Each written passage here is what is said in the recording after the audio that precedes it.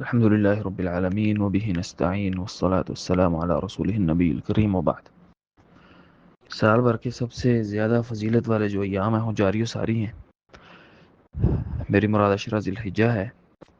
جیسا کہ اللہ کے نبی صلی اللہ علیہ وآلہ وسلم کا فرمان ہے، ما من ایام العمل الصالح فیہن احب الی اللہ من هذه الایام یعنی العشر۔ سال بھر کے دنوں میں کیے جانے والے اعمال کا وہ مرتبہ نہیں ہے جو ان دنوں میں کیے جانے والے اعمال کی فضیلت ہے۔ بعض روایت میں آتا ہے صحابہ نے پوچھا اللہ کے نبی صلی اللہ علیہ وسلم، یعنی کوئی عمل بھی افضل نہیں ہے حتیٰ کہ جہاد بھی؟ آپ نے فرمایا ہاں، جہاد کا عمل بھی ان دنوں کے اعمال سے افضل نہیں ہو سکتا سوائے ایک صورت کے، اور وہ صورت یہ ہے کہ کوئی شخص، کوئی مجاہد اپنی جان اور مال لے کر اللہ کی راہ میں جہاد کی غرض سے نکلے اور ان میں سے پھر کسی چیز کے ساتھ واپس نہ آئے، یعنی اس کے پاس جو کچھ تھا اس نے اللہ کے لیے لٹا دیا، اپنی جان اللہ کی راہ میں اس نے یعنی شہادت کا رتبہ پا لیا، اپنا مال بھی اللہ کی راہ میں لٹا دیا اس نے، اور وہ کسی چیز کے ساتھ لوٹا نہیں ہے، اس کو تو کہہ سکتے ہیں کہ اس نے یعنی ان دنوں کے مقابلے میں زیادہ فضیلت والا عمل کیا، وگرنہ اس کے علاوہ کوئی شخص ہو تو اس کا عمل ان دنوں کے اندر کیے جانے والے عمل سے افضل نہیں ہو سکتا۔ ہم یہ حدیث اکثر سنتے ہیں، بلکہ فضائل ہم اکثر سنتے رہتے ہیں، لیکن ضرورت اس بات کی ہے کہ ان پہ بندہ تھوڑا غور بھی کرے۔ مثلا اس بات پہ غور کریں کہ اللہ کے نبی نے فرمایا کہ کوئی عمل بھی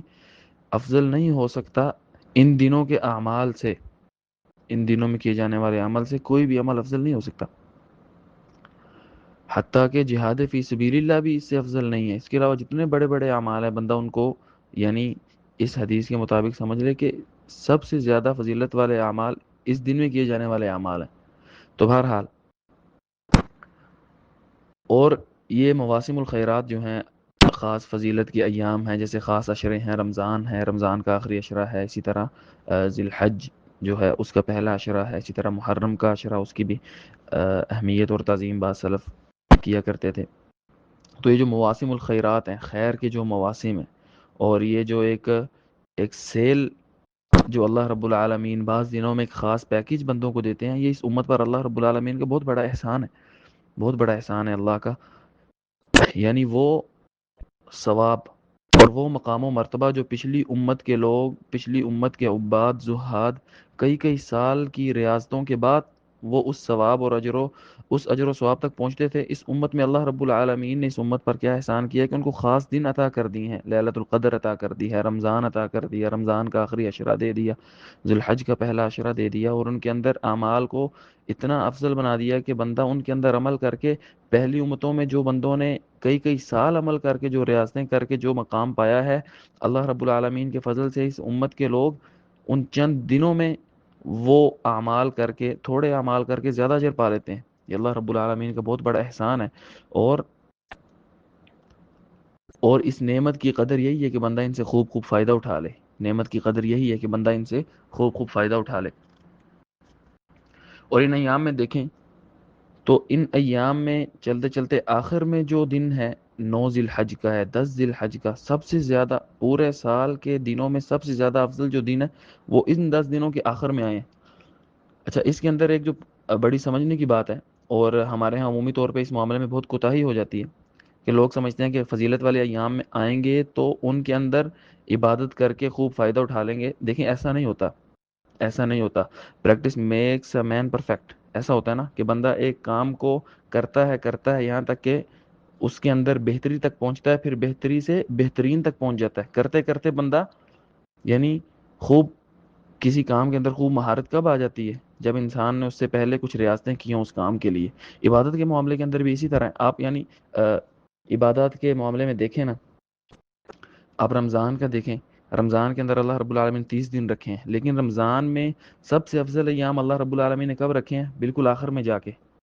تاکہ بندہ پہلے دنوں میں ریاضت کرتے کرتے کرتے اس کا اللہ سے ایسا تعلق بن چکا ہو کہ آخری ایام میں وہ پھر ان سے خوب فائدہ اٹھا سکے۔ بالکل اسی طرح نماز کا معاملہ دیکھ لیں، بندہ پہلے وضو کرتا ہے، اسی طرح فرائض سے پہلے نوافل کا اہتمام کرتا ہے، تو یہ چیزیں بندے کو ذہنی طور پہ تیار کر چکی ہوتی ہیں اور اس کا اللہ سے ایک قسم کا تعلق پہلے بنا چکی ہوتی ہیں۔ اس کے بعد بندہ فرائض میں جاتا ہے تو فرائض میں، فرض نماز میں اس کا تعلق اللہ سے پھر خوب جڑ جاتا ہے، اسی طرح فرائض کے اندر غور کریں، فرائض کے اندر بھی یہی ہے، بندہ فرض نماز پڑھتا ہے، فرض نماز میں یعنی ایک رکعت میں سب سے زیادہ جو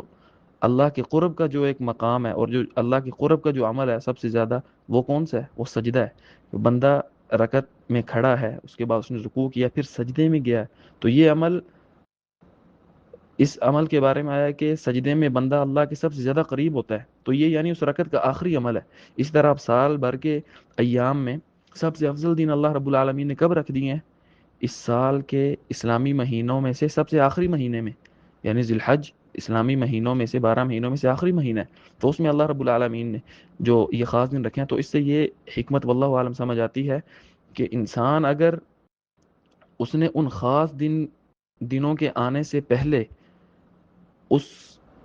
اس کے لیے خوب جد و جہد کی ہو، تو پھر انسان ان خاص دنوں میں یا ان خاص اعمال کے اندر خوب فائدہ اٹھا سکتا ہے۔ لیکن اگر کوئی شخص ایسے ہے اس نے پہلے سے منہ دھویا ہوا نہیں ہے، بس کہتا ہے کہ میں مثلا ایام وہ خاص جب شروع ہوں گے، عرفہ کا دن آئے گا، اسی طرح رمضان کا آخری عشرہ شروع ہوگا تو تب میں عمل کروں گا، تو پھر وہ لذت اعمال کی اور چاشنی اور وہ تعلق نہیں بنتا، اچانک سے نہیں بنتا، بلکہ بنتے بنتے بنتا ہے۔ اللہ رب العالمین سے جو تار جڑتا ہے، یہ تار جڑتے جڑتے جڑتا ہے۔ ایسا نہیں ہے کہ بندہ کہے کہ یہ دن شروع ہوگا تو تب میں شروع کروں گا تو میں مقام کو پہنچ جاؤں گا۔ اسی لیے بعض علماء کہا کرتے تھے کہ یہ جو خاص دن ہے، خاص ایام ہیں، یہ تو کٹائی کے دن ہوتے ہیں، کہ اس سے پہلے بندے نے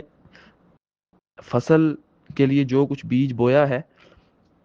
اس کے اوپر ہل چلایا ہے، اس کے اوپر محنت کی ہے، تو اس کے بعد جب یہ خاص ایام شروع ہوتے ہیں، ان ایام میں اللہ رب العالمین پھر یعنی یہ کٹائی کے دن ہے،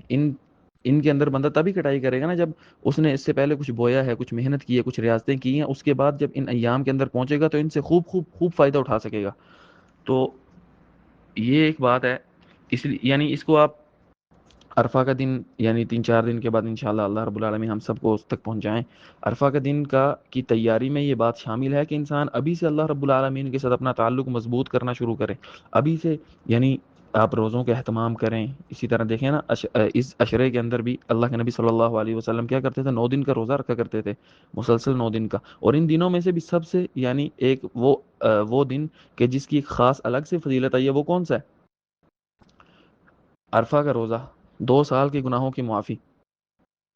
ٹھیک ہے۔ اسی طرح عرفہ کے دن کے اندر آپ دیکھ لیں، عرفہ کا دن یعنی سارے کا سارا دن، عرفہ کے دن کے اندر کئی فضائل جمع ہو جاتے ہیں، جیسا کہ اللہ رب العالمین کا آسمان دنیا پہ نزول فرمانا، اسی طرح اللہ رب العالمین کا بندوں پر یعنی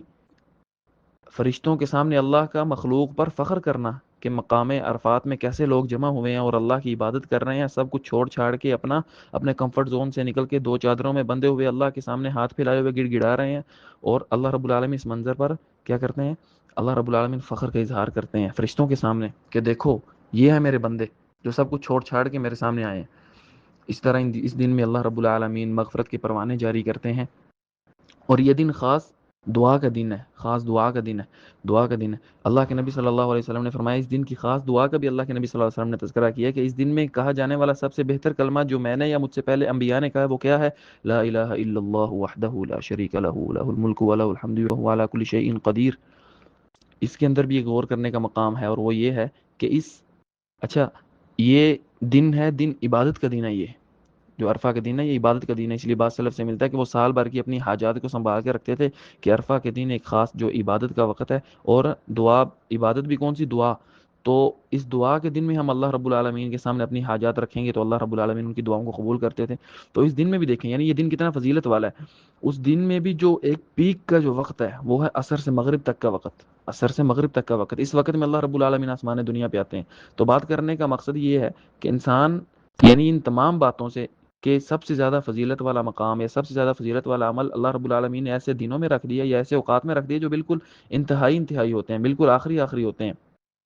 ٹھیک ہے۔ اس طرح آپ مثلا دن کی نمازوں کے اندر آپ غور کر رہے ہیں، دن کی نمازوں کے اندر بھی یہی معاملہ ہے کہ فجر، ظہر،